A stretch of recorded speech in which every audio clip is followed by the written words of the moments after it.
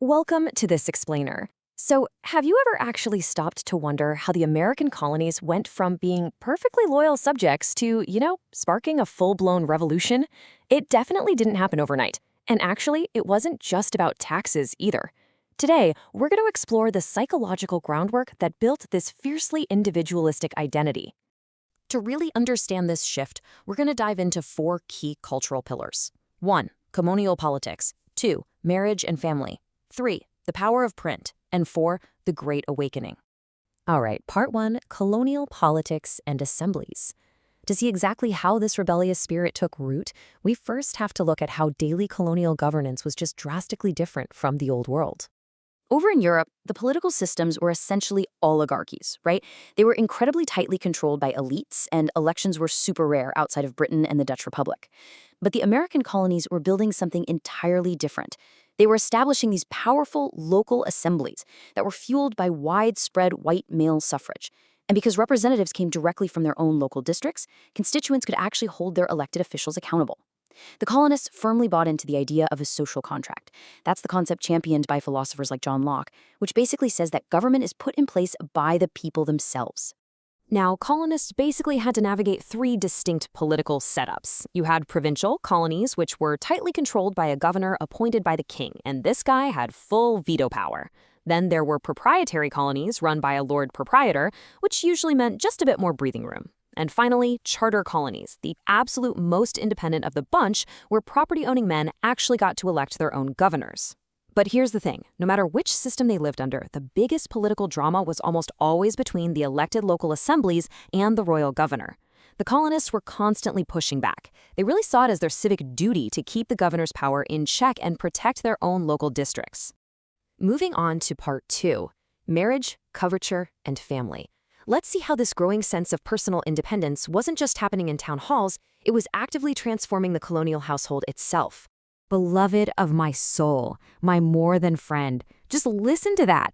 This incredibly passionate language between newspaper editor John Fenno and his wife Mary beautifully captures a massive cultural shift. Thanks to the rise of a literary movement called sentimentalism, along with the booming popularity of novels, Anglo-Americans began viewing marriage in a totally new light. It was transitioning away from a strict, pragmatic economic partnership and moving toward the companionate ideal, basically an emotionally fulfilling relationship based on real romantic love. John actually wrote that he felt a literal vacuum in his existence while he was away from Mary, which she returned with her doting heart. But, and this is a massive but, while romantic expectations were absolutely soaring, the legal framework was still incredibly restrictive. Under the legal practice of coverture, white Anglo-American women lost all their political and economic rights to their husbands the exact moment they said "I do." However, because women were developing a much stronger sense of self and higher expectations for their lives, they increasingly refused to just sit back and tolerate violence or inequality. Throughout the 1790s, divorce rates steadily rose. We also see this massive surge in what were known as elopement notices in local newspapers, where deserted partners publicly aired all their dirty laundry. Wives actually used these public forums to highlight their husbands' drunken fits and violent rages. One woman even chillingly noted that her partner presented a gun at her breast and swore to kill her. And that brings us right into part 3, the power of print culture. Because those very same newspaper ads bringing private marital disputes into the public eye show us exactly how the colonies consumed and debated controversial new ideas. Early on, printing was actually seen as highly dangerous by the ruling class. In 1671, the governor of Virginia, Sir William Berkeley, literally thanked God that there were no free schools or printing presses around. He claimed that learning just brought disobedience and heresy. But you can't stop the flow of information forever, right? From Stephen Day's setting up his first print shop in Massachusetts way back in 1639 to William Park stabilizing the trade down in the Chesapeake, the colonies developed a massive, completely insatiable appetite for locally published tracts, newspapers, and books. By the late 1700s, commercial hubs were absolutely booming. Take a city like Philadelphia, which was meticulously mapped out by surveyors like Nicholas Skull during this era. Now, Massachusetts had been the undisputed center of printing for 100 years, but Philadelphia actually overtook Boston by 1770, and this was fueled heavily by waves of German immigrants who were demanding German-language newspapers and religious texts, creating a completely thriving multicultural marketplace of ideas. And right at the very center of Philadelphia's rise was a scholar and businessman you've probably heard of, named Benjamin Franklin. He profoundly transformed the local book trade and the economy. He even printed the incredibly ornate colonial currency of the time, like the 3-pence bill. Plus, Franklin created public learning initiatives, like the Library Company. All of his flurry of printing activity laid the absolutely vital informational groundwork for the revolution. It created the very presses and distribution networks that would eventually allow revolutionary pamphlets, like Thomas Paine's famous Common Sense, to be printed by the hundreds of thousands and just sweep across the nation. Finally, we reach Part 4, the Great Awakening.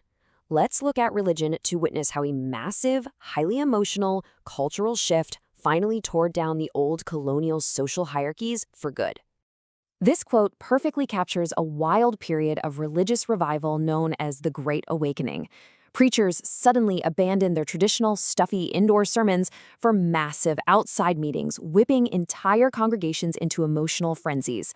The magnetic power of itinerant preachers like George Whitefield was simply undeniable. I mean, his dramatic outdoor sermons were so captivating that Benjamin Franklin himself, who, by the way, attended silently resolved to donate absolutely nothing, was so deeply moved that he emptied his pockets entirely into the collector's dish, gold and all. But how do you think the establishment reacted? Well, not great. Satirical engravings from the time actually mocked Whitefield, depicting him being propped up by figures literally labeled hypocrisy and deceit. Many traditional religious leaders were deeply suspicious of these revivals. They felt these traveling preachers were just peddling blind enthusiasm and tearing apart the established, respected order of the church.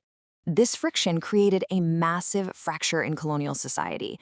A very clear divide appeared between the new lights, who totally embraced this revived emotional faith, and the old lights, who dismissed the whole thing as diluted nonsense and vastly preferred traditional hierarchy. Now, this division was profoundly important because it forced everyday colonists to do something radical, pick a side. They had to practice the ultimate form of individualism by choosing exactly how they wanted to experience their own faith, directly challenging the authority of the established church in the process. So the Great Awakening ultimately created a brand new language of individualism. Once ordinary colonists realized they could challenge their established ministers, or their husbands in the local press, or their royal governors in the local assemblies, while the psychological leap to a full-scale political revolution was already well underway. But it leaves us with a pretty fascinating question to ponder. In our modern era of digital print and constantly shifting authorities, where might this same deeply rooted American individualism lead us next? Thanks so much for joining me on this explainer. And remember, keep questioning.